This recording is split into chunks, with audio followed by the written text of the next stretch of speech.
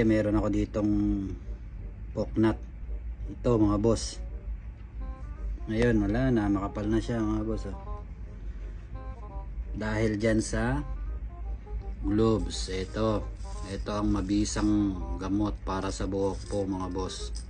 Ang gagawin nyo lang mga boss, ayan gagawin nyo, lalagay nyo siya sa shampoo.